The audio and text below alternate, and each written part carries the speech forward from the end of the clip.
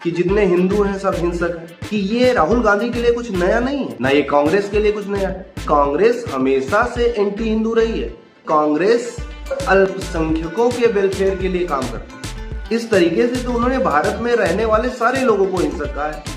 हिंदू शब्द है, धर्म के लिए प्रयोग किया जाने वाला शब्द नहीं है। इस प्रकार से देखो तो हर मुस्लिम हिंदू है। सब चिल्ला रहे हैं कि राहुल गांधी ने लोकसभा में ये कह दिया, राहुल गांधी ने लोकसभा में वो कह दिया। एक ही बात तो उसने कही है, उसने सिर्फ हिंदुओं पर ही तो आरोप लगाया है कि जितने हिंदू हैं सब हिंसक हैं। हिंदू शब्द कहना ही अपने आप में हिंसा का प्रतीक है, यही बात उसने कही। तो इसमें बहुत ज्यादा बौखलाने की बात तो है नहीं। और बौखलाने की बात इसलिए नहीं है कि ये राहुल गांधी के लिए कुछ नया नहीं है, ना ये कांग्रेस के लिए कुछ नया है, क्योंकि कांग्रेस हमेशा से एंटी हिंदू रही है। जितने लोगों ने नहीं पढ़ा है केवल ऐसे हल्ला मचा रहे हैं।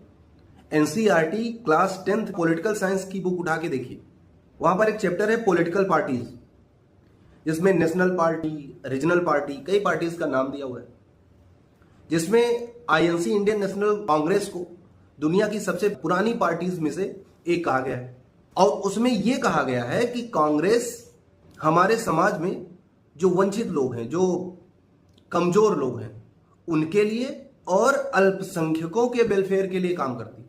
इस तरीके से देखा जाए तो कांग्रेस का जो मुद्दा है, कांग्रेस जो जिस पर काम करती है, वो किसके लिए काम करती है? निचले तबके के लोगों के लिए और अल्पसंख्यकों के लिए। तो उसने तो अपना स्टैंड पहले से क्लियर कर रखा है। उसने तो ये बात पहले से बता रखी है कि वो किसी दूसरे वर्ग के लिए नहीं काम करेगी, वो निचले वर्ग के लोगों के लिए और खासकर अल्पसंख्यकों के लिए काम करेगी।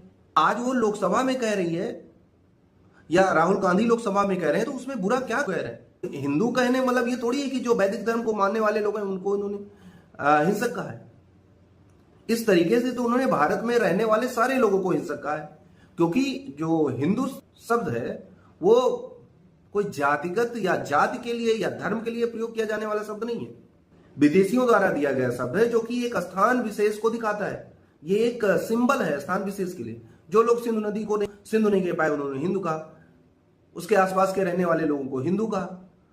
तो उसके आसपास रहने वाला हर व्यक्ति हिंदू है, वो किसी भी जाति का है, वो किसी धर्म का है।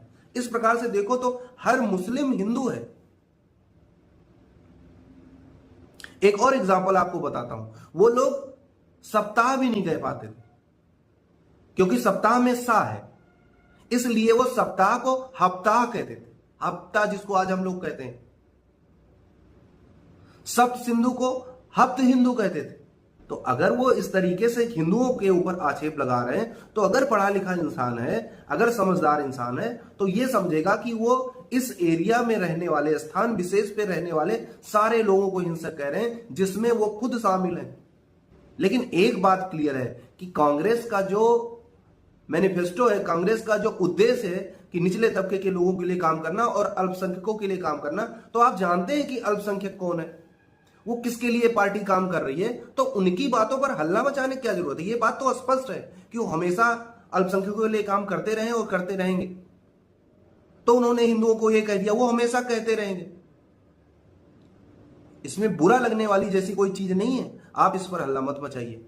उनका जो उद्देश्य है, उनको जो करना है, वो कर रहे हैं।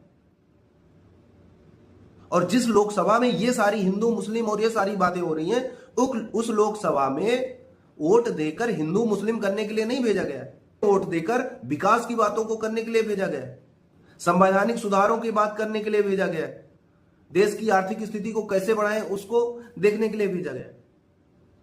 लेकिन हम लोग यहां हिंदू मुस्लिम में उलझे हुए। जो आदमी जनेऊ पहनता है हिंदू दिखाने के लिए, जो मुसलमानों के साथ जाके टोपी लगा के रोजा इफ्तार करता है, जो चादर चढ़ाता है, फिर जो मंदिरों में जाके पूजा करता है, जो बार बार अपने को हिंदू कर, उसका तो कुछ भी धर्म नहीं है भाई। ना तो वो हिंदू है, ना तो मुस्लिम, वो कुछ भी नहीं है। इस प्रकार के व्यक्ति होते हैं, ना वो हिंदुओं के होते हैं, ना मुस्लिमों के होते हैं। ऐसे लोगों के लिए विवाद करना सही नहीं है।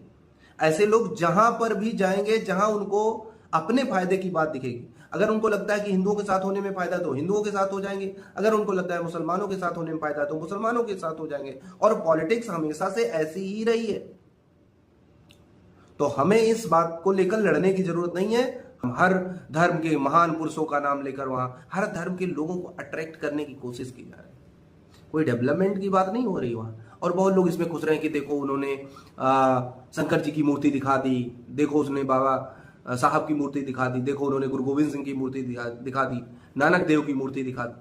अरे भाई क्या है ये? लोकसभा इसलिए है, लोकसभा का पार्लियामेंट का सेशन इसलिए होता है कि वहां मूर्तियां दिखाई जा रही है। वहां डेवलपमेंट की बात करनी है वो करिए, देश के हित के लिए कोई योजना बनानी है उस पर बात करिए, कोई पॉलिसी बनानी है उस पर बात करिए।